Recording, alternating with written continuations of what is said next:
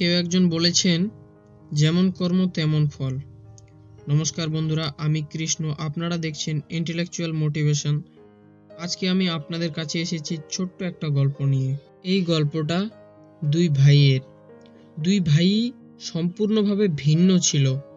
বড় ভাই ছিল একটা ভালো মনের মানুষ এবং সবসময় মানুষের উপকার করত এবং সৎ কাজ এবং ভালো কর্ম করত, এবং ছোট ভাইটি সম্পূর্ণভাবে ভিন্ন ছিল।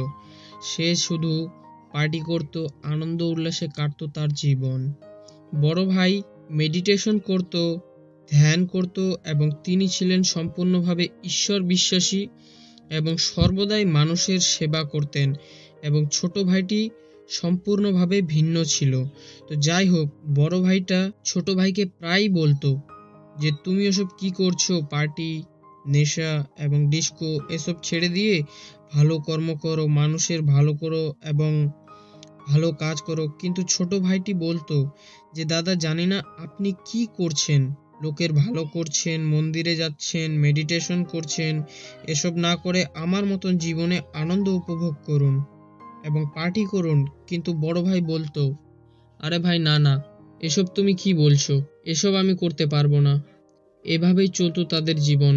বড় ভাই ছোট ভাইকে ভালো কর্ম করতে বলতো এবং ছোট ভাই বড় ভাইকে পার্টি এবং জীবনে আনন্দ উপভোগ করতে বলতো, কিন্তু দুজনেই একে অপরের কথা মানতো না। একদিন বড় ভাই মন্দির থেকে বাড়ি আসছিলেন, তখন তার পায়ে একটা পেরেক গেঁথে যায়, কারণ তার চপ্পলগুলি ছিল ছেঁড়া।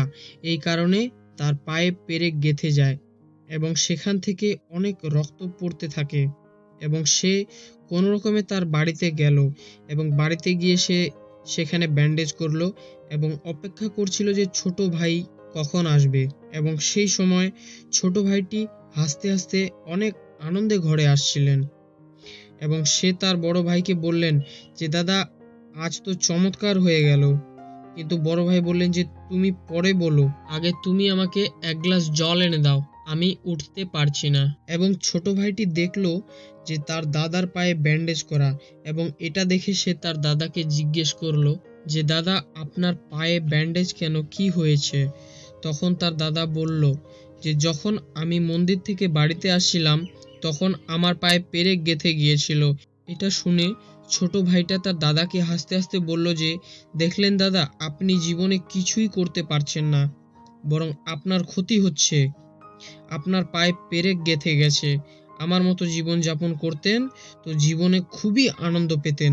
আপনি জানেন আজকে আমার প্রমোশন হয়েছে এবং আমার বস আমাকে একটা হার উপহার দিয়েছে। তো এটা শোনার পর বড় ভাই ভাবতে লাগলো যে আমি এত ভালো কর্ম করছি, আমার পায়ে পেরেক গেঁথে গেল, আর এ সারা সময় শুধু পার্টি করে, আনন্দ করে এবং প্রমোশন হয়ে গেল। তখন বড় ভাইটি ছোট ভাইকে বলল যে কাল আমরা এক জ্যোতিষীর কাছে যাব এবং আমাদের জন্মকুণ্ডলী দেখাবো। এবং তার পরের দিন তারা দুই ভাইয়ে এক জ্যোতিষীর কাছে গেল এবং বড় ভাইটি সর্বপ্রথমে তার নিজের কুণ্ডলিটি দেখালো, এবং কুণ্ডলী দেখতেই জ্যোতিষী বললেন যে এ তুমি কোন হতভাগার কুণ্ডলী এনেছো? এর আগের দিন এর তো মৃত্যু লেখা আছে, আর এ তো গতকাল মারা গেছে। এবং তারপর তার ছোট ভাইটির কুণ্ডলিটি দেখালো, এবং এই কুণ্ডলিটি দেখার পর জ্যোতিষী বললেন যে এটা তুমি কার কুণ্ডলী এনেছো? এতে তো রাজযোগ আছে, এর তো গতকাল মুখ্যমন্ত্রী হওয়ার কথা ছিল, এর সঙ্গে আমাকে দেখা করিয়ে দাও। এরপর দুই ভাই হাত জোর করে বলল যে জ্যোতিষী মহারাজ, এই কুণ্ডলী দুটি আমাদের দুই ভাইয়ের। এটা শোনার পর জ্যোতিষী বলল যে কি কাজ করো তোমরা? এটা শোনার পর বড় ভাইটি বলল, যেমন তেমন করে চলি, কিন্তু ভালো কর্ম করি, মানুষের সেবা করি। এবং ছোট ভাইটি বলল যে আমি তো পার্টি করি, আনন্দ উপভোগ করি। এবং বড় ভাইটি বলল যে কালকে আমার পায়ে পেরেক গেঁথে গেল। এবং ছোট ভাইটি বলল কালকে আমার প্রমোশন হয়ে গেল। এটা শোনার পর জ্যোতিষী বলল যে তোমরা হয়তো বুঝতে পেরেছো যে তোমাদের ভাগ্যে কি ছিল। জ্যোতিষী বলল যে বড় ভাই, তার ভাগ্যে কালকে মৃত্যু লেখা ছিল, কিন্তু তার কর্মের কারণে শুধুমাত্র তার পায়ে একটি পেরেক গাঁথলো, এবং যে মৃত্যুটা লেখা ছিল সেটা তার কর্মের কারণে স্থগিত হয়ে গেল। এবং ছোট ভাইকে বলল আপনি যে কর্ম করছেন, আপনার ভাগ্যে আজকে মন্ত্রী হওয়ার কথা ছিল, কিন্তু আপনার কর্মের কারণে শুধুমাত্র আপনার প্রমোশন হয়েছে। ভালো কর্ম করলে হয়তো আপনি আজকে মন্ত্রী হতেন।